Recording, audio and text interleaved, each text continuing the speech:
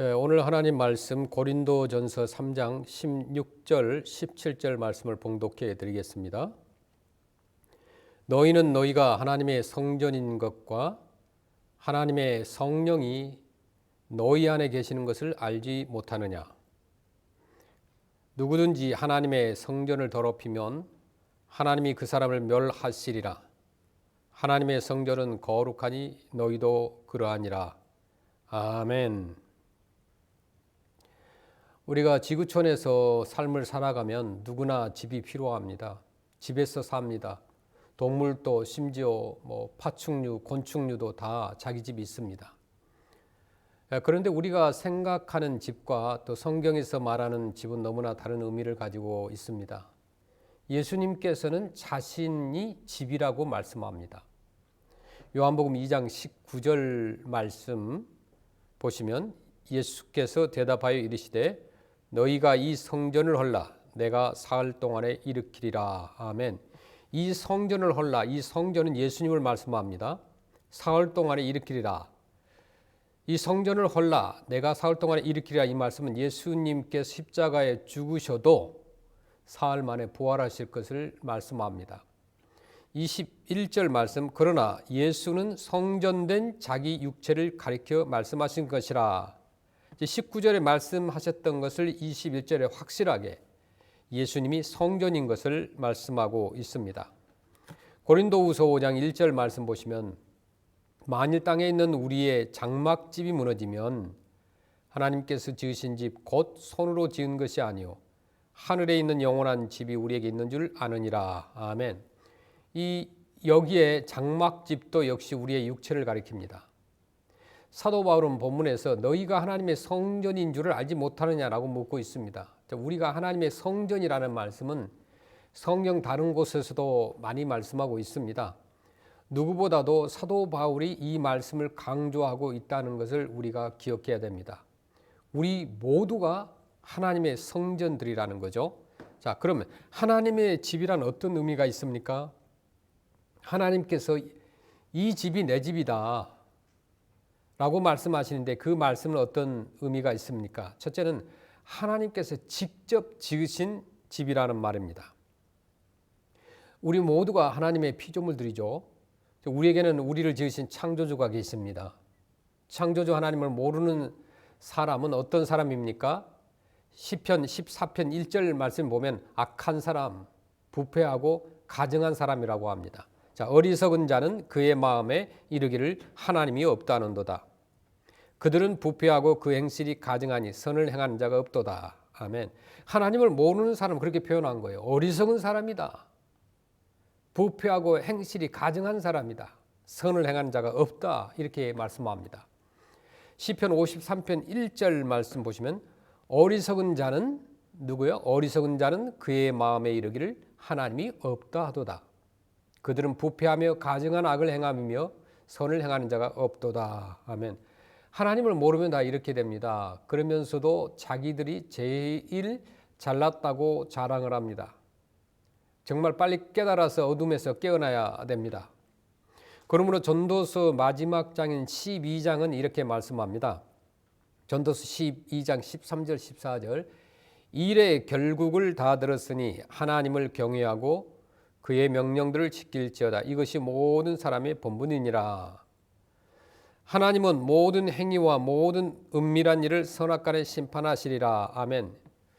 집마다 각 크기가 다르고 모양도 다르고 또 그 안의 구조도 다 다릅니다. 마찬가지로 하나님이 우리 모두를 지으셨지만 우리가 서로 다 달라요. 그러나 우리는 모두 하나님이 지으신 하나님의 집들입니다. 모양과 크기가 다르다고 다른 집을 함부로 비판하고 멸시하면 안 된다는 거죠. 하나님의 집이라는 것은 두 번째는 뭐냐? 하나님께서 계시는 집이라는 뜻이에요. 우리가 하나님을 모시고 살면 하나님의 집이 되고 또 하나님이 계시지 않으면 참 의미에서 하나님의 집이 아닙니다. 그런데 예수님이 성전에 찾아오셔서는 장사하는 사람들과 그곳에서 환전상들을 다 쫓아내시고 말씀하시기를 마가복음 11장 17절 말씀을 보면 이에 가르쳐 이르시되 기록된 바 내 집은 만민이 기도하는 집이라 칭함을 받으리라 하지 아니하였느냐? 너희는 강도의 소굴을 만들었도다 하시매. 아멘.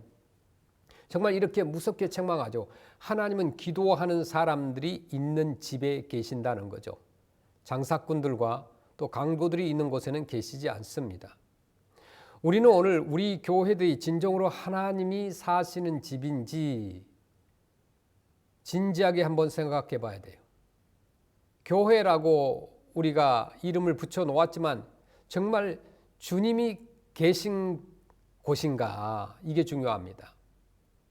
오늘날의 교회에 어떤 불순한 마음을 가지고 들어와서 진실로 하나님을 섬기겠다고 찾아오는 사람들이 있지만 그와 반대로 어떤 다른 마음을 가지고 오는 사람들도 있습니다. 그런데 신약에 보면은 눈에 보이는 건물보다도 우리 성도 개개인을 하나님의 성전으로 삼으십니다. 그리고 우리 마음에 하나님이 좌정해 계신다는 거예요.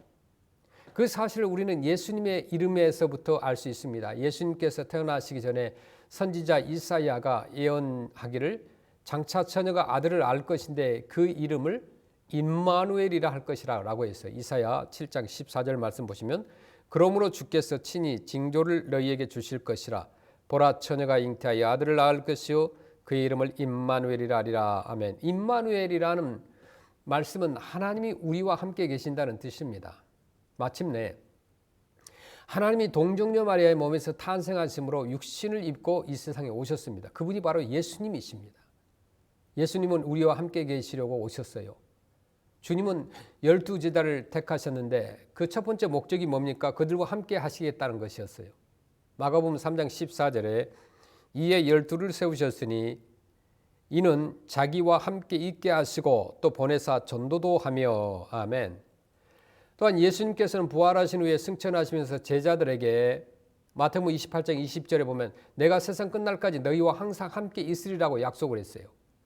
내가 너희에게 분부한 모든 것을 가르쳐 지키게 하라. 볼지어다 내가 세상 끝날까지 너희와 항상 함께 있으리라 하시니라. 아멘.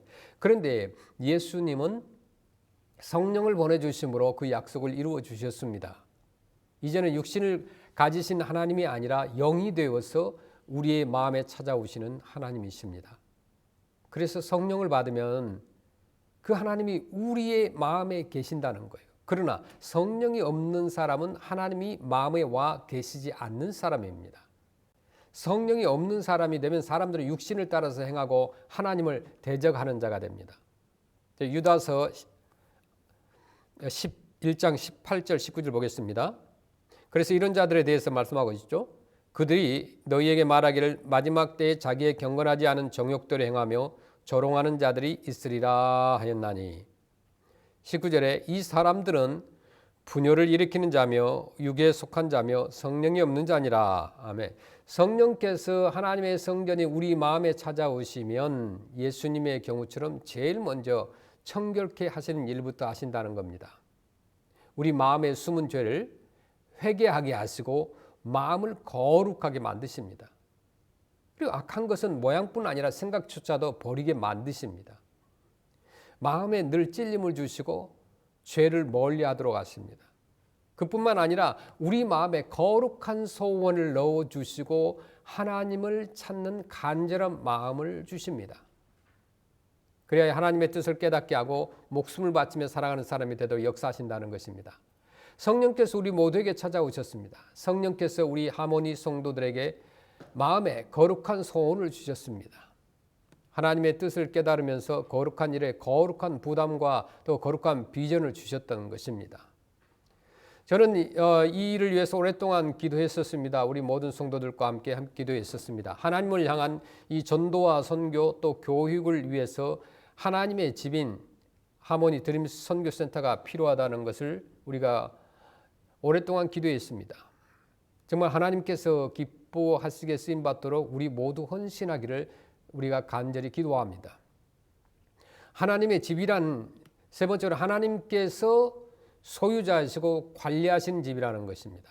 그러니까 주인이 그 집을 팔 수도 있고 구조를 바꿀 수도 있잖아요. 내가 하나님의 집이 되면 하나님이 그분의 뜻을 따라 모양을 새롭게 바꾸시는 거예요. 우리가 하나님의 집이라고 하면 하나님이 관리하신다는 겁니다. 하나님의 관리란 게 뭘까요? 첫째는 먹을 것, 마실 것, 입을 것에 대한 모든 것을 해결해 주신다고 그랬어요. 마태복음 6장 31절 말씀 보시면 그러므로 염려하여 이르기를 무엇을 먹을까, 무엇을 마실까, 무엇을 입을까 하지 말라. 아멘. 마태복음 6장 32절에 이는 다 이방인들이 구하는 것이라. 너희 하늘 아버지께서 이 모든 것이 너에게 있어야 할 줄을 아시느니라. 아멘. 우리 인간은 먹기 위해서 태어나지 않았습니다. 그렇다면 날마다 시간마다 먹고 마시고 입는 것을 위해서 걱정도 하고 고민도 해야 되는 거예요. 그러나 우리 인생은 그렇게 태어난 것이 아니에요. 마귀의 관계에 속지 말고 의식주의 문제를 위해서 우리가 시간과 정력을 모두 낭비하는 어리석은 사람들이 되지 말아야 됩니다. 하나님의 관리란 두 번째, 하나님은 우리의 발걸음을 관리하신다는 거예요. 우리의 삶의 행동을 관리하신다. 아무데나 내 마음대로 가도록 버려두시지 않아요. 시편 37편 5절 말씀 보시면 내 길을 여호와께 맡기라.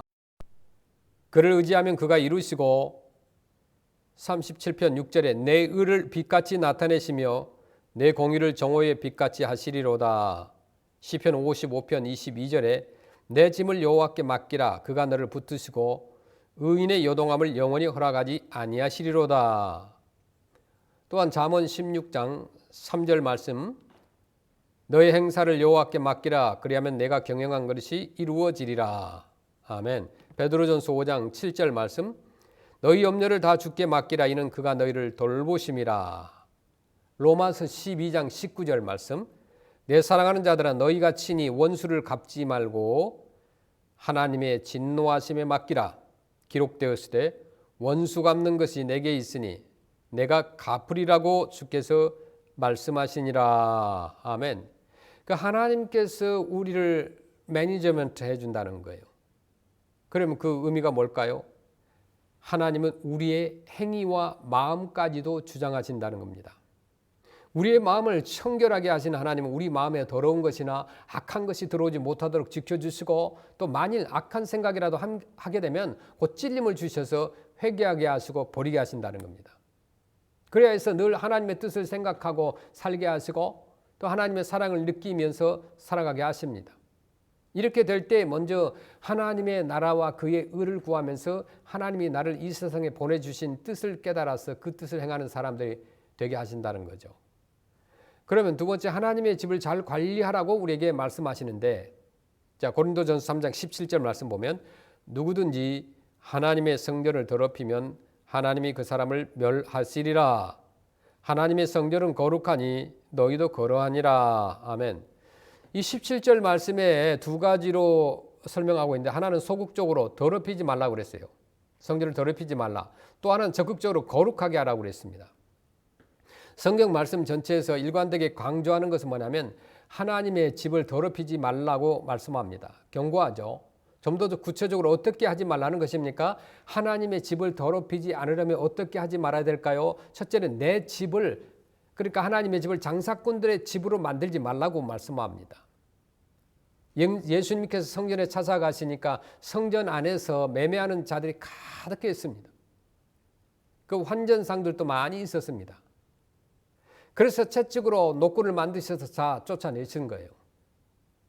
오늘날의 교회에는 그런 사람들이 없을까요? 성경 말씀은 진리입니다. 성경은 옛날 이야기를 하는 책이 아닙니다.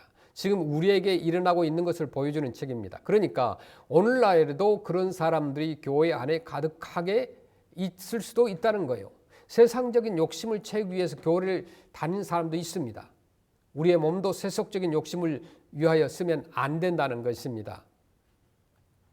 두 번째는 내 집을 강도의 구렬로 만들지 말라 이렇게 말씀하죠. 마태복음 21장 13절에 그들에게 이르시되 기록된 바 내 집은 기도하는 집이라 일컬음을 받으리라 했거늘 너희는 강도의 소굴을 만드는도다 하시니라. 아멘. 누가 강도입니까?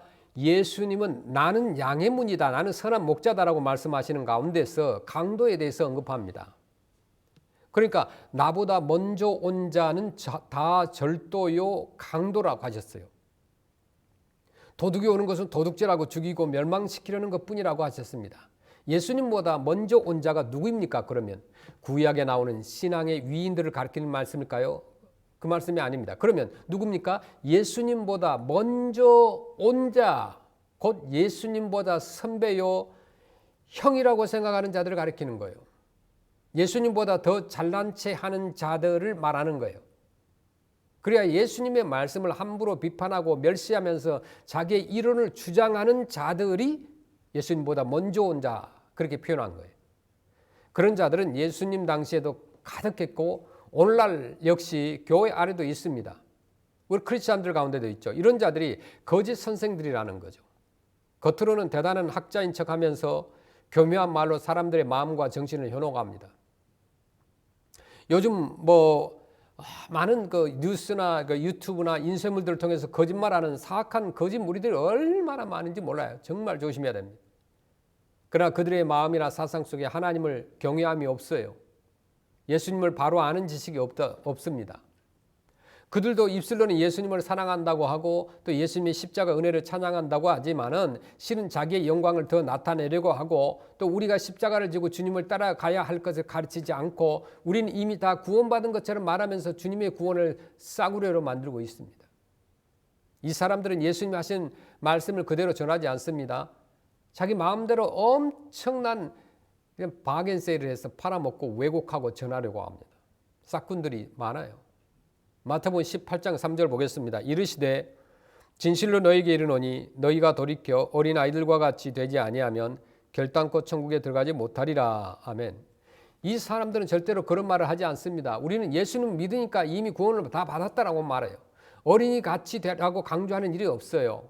순수하라고 말하지 않아요. 믿으면 다 된다고 말하지만 참 믿음이 무엇인지를 말하지 않습니다.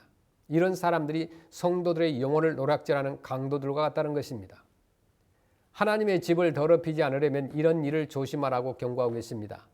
세 번째, 성경에서는 우리 몸이 사단 마귀가 사는 집이 될 수 있다고 경고합니다. 참 무섭죠? 마태복음 12장 43절 말씀 보면 더러운 귀신이 사람에게서 나갔을 때에 물 없는 곳으로 다니며 쉬기를 구하되 쉴 곳을 얻지 못하고 마태복음 12장 44절 5절 이에 이르되 내가 나온 내 집으로 돌아가리라 하고 와보니 그 집이 비고 청소되고 수리되었거늘 45절 이에 가서 저보다 더 악한 귀신 7을 데리고 들어가서 거하니 그 사람의 나중 형편이 전보다 더욱 심하게 되느니라. 이 악한 세대가 또한 이렇게 되리라. 아멘.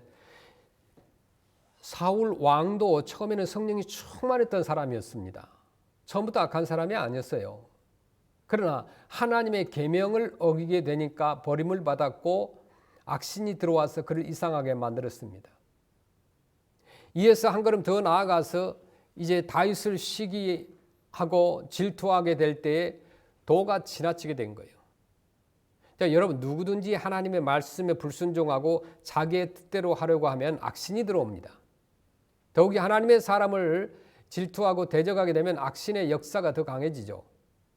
우리 마음을 성결하게 해야 하는 것이 너무나 중요합니다. 죄를 멀리하고 진리의 말씀을 따라가는 사람이 되어야 됩니다. 잠깐 후면 오실 이가 오실 것이요 또한 모든 사람의 생명도 끝나게 됩니다. 조금만 더 참고 가면 됩니다. 그 잠깐을 참지 못하고 다시금 죄 가운데로 빠져 들어가서는 안 된다는 겁니다. 세 번째, 하나님의 집은 어떤 집이 되어야 할까요? 첫째, 만민이 기도하는 집이 되어야 됩니다. 마가복음 11장 17절에 이에 가르쳐 이르시되 기록된 바 내 집은 만민이 기도하는 집이라 칭함을 받으리라고 하지 아니하였느냐. 너희는 강도의 소굴을 만들었도다 하시매. 아멘. 만민을 위해서 기도하는 집이라고 했습니다. 우리 영어 성경을 보면 똑같아요. 만민을 위해서 기도하는지 My house will be called house of prayer for all nations 라고 했습니다. 그러니까 만국 모든 나라를 위해서 또는 만민을 위하여 기도하는 집이라고 말하는 거예요. 우리는 미국에 살면서도 우리가 한국을 위해서 많이 기도하지만 정작 우리가 미국을 위해서 많이 기도하지 못할 때가 많습니다. 우리가 이 땅에서 살면서 세계를 보는 눈을 가져야 되고 이 세계 모든 민족을 사랑하는 사람들이 되어야 됩니다. 그런 사람들이 교회에 모여들어야 그 교회가 진정으로 하나님이 기뻐하시는 교회가 된다는 것입니다. 우리 교회의 큰 장점이라고 한다면 아시안들을 품고 기도하고 사역하고 있다는 거죠. 이 지역에 특별히 몽족 가족들을 위해서 기도하고 선교를 하고 있다는 것은 하나님께서 마지막 시대에 우리에게 맡겨주신 선교지입니다. 하나님의 집에 다양한 민족들이 모여서 기도할 수 있다는 것은 축복입니다. 만민이 와서 기도하는 집이라는 거죠. 하나님의 집에는 누구나 자유롭게 와서 기도할 수 있어야 됩니다. 과거에 미국에도요, 교회들이 나눠졌어요. 흑인교회, 백인교회. 그래서 흑인들이 백인교회 갈 수가 없었을 그런 때가 있었습니다.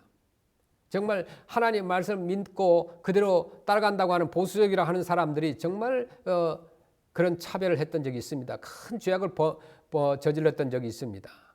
교회라고 하는 것은 신분과 인종을 초월하여 누구나 와서 기도할 수 있고 함께 사역할 수 있어야 됩니다.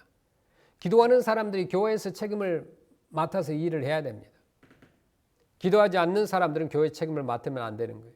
무서운 무기를 맡겨놓은 것과 같습니다. 인종이나 성별이나 나이에 많고 적음이 중요한 것이 아니라 기도하는 사람이 되는 것이 제일 중요합니다.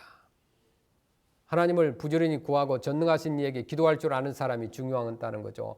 자, 오늘날에 우리 교회들이 이렇게 기도하는 사람들로 가득하게 될 때 하나님의 은총이 그 위에 강하게 임하게 될 줄로 믿습니다. 복된 역사가 일어납니다. 우리는 지금 기도할 때입니다.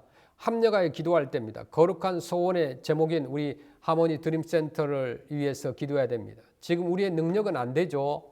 그러나 하나님께서 하시면 되는 거예요. 세상의 모든 것이 주신 자도 하나님이시오, 취하신 자도 하나님이십니다. 인간의 눈으로 보면 불가능하다고 생각하지 말고 기도의 입을 열기만 하면 되는 거죠. 욥기 1장 21절에 이르되 내가 모태에서 알몸으로 나왔사온즉 또한 알몸이 그리로 돌아가올지라 주신 이도 여호와시오 거두신 이도 여호와시오 여호와의 이름이 찬송을 받으실지니라. 아멘. 그리고 모태에서 태어났을 때 알몸으로 다 태어났어요. 또 그렇게 알몸으로 주께로 돌아가게 돼 있습니다. 그래서 거두신 자도 여호와시오 또 주신 이도 여호와시라고 말씀합니다. 마음을 넓혀서 기도하는 집이 되어야 됩니다. 고린도후서 6장 13절에 내가 내 자녀에게 말하듯 하노니 보답하는 것으로 너희도 마음을 넓히라. 아멘. 고린도후서 6장 13절에 너희 마음을 넓히라 이렇게 말씀하죠. 우리 마음을 넓히라고 그랬어요. 그런데 기이한 것은 우리가 신앙생활을 오래 한 사람일수록 성경을 많이 아는 사람일수록 더욱 마음이 좁아진다는 겁니다. 자기 신앙만이 가장 옳은 것이라는 착각 속에 빠지게 됩니다. 무한한 하나님의 은혜의 세계에 들어가야 됩니다. 바울은 고린도전서 12장에서 9가지 은사를 말하고 이어서 우리 몸의 지체를 가지고 여러 가지 은사들의 세계를 설명하는데 고린도전서 12장 31절에 너희는 더욱 큰 은사를 사모하라. 내가 또한 가장 좋은 길을 너희에게 보이리라. 아멘. 역대상 4장 10절에 야베스가 이스라엘 하나님께 아뢰어 이르되 주께서 내게 복을 주시려거든 나의 지역을 넓히시고 주의 손으로 나를 도우사 나로 환난을 벗어나 내게 근심이 없게 하옵소서 하였더니 하나님이 그가 구하는 것을 허락하셨더라. 아멘. 우리가 기억해야 될 것은 나의 지경을 넓혀달라는 기도입니다.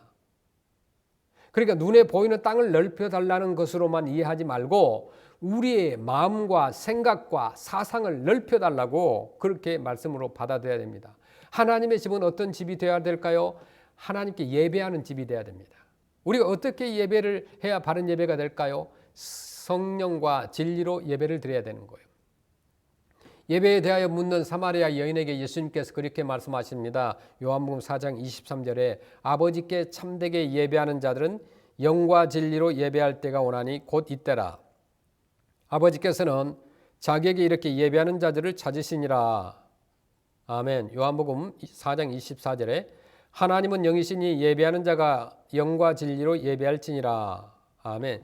장소가 중요한 것이 아니라 예배한 사람, 그 예배를 드리는 한 사람 한 사람이 중요하다는 거예요. 하나님이 우리의 예배를 받아주시면 복된 사람이 되지만 만일 받아주시지 않는다고 한다면 저와 여러분도 가인과 같은 사람이 된다는 사실을 늘 명심하고 신령과 진정의 예배에 임해야 됩니다.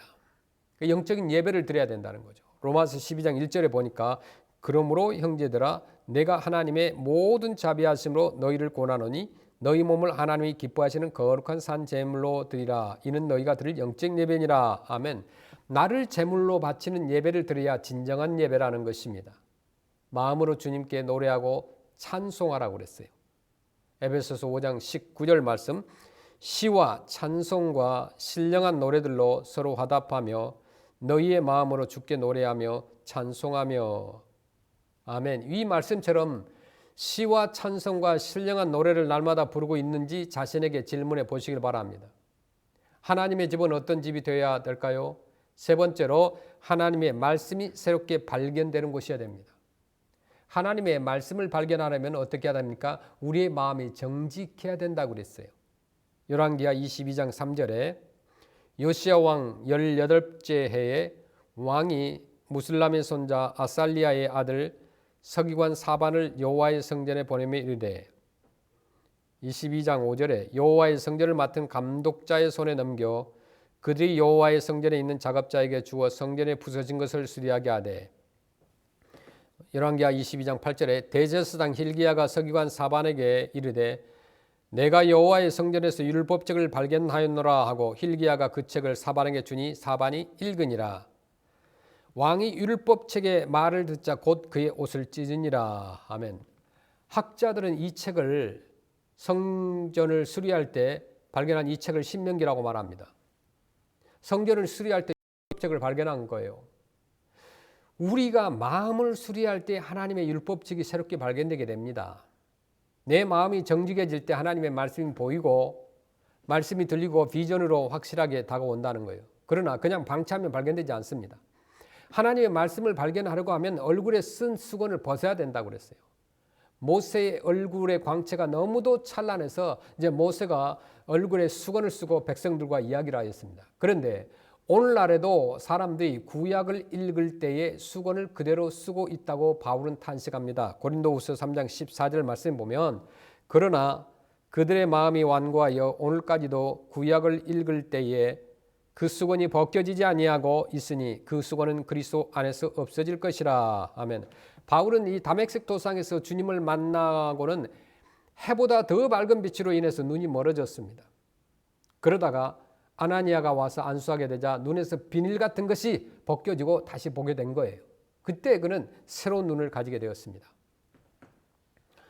곧 예전에는 예수 그리스도를 알지 못하여 미움과 분노의 눈으로 보았지만은 이제는 그를 알게 되고 지극한 존경과 감사의 눈으로 그분을 보게 된 것입니다. 우리의 눈에서 수건이 벗겨지면 우리도 이렇게 변화를 받습니다.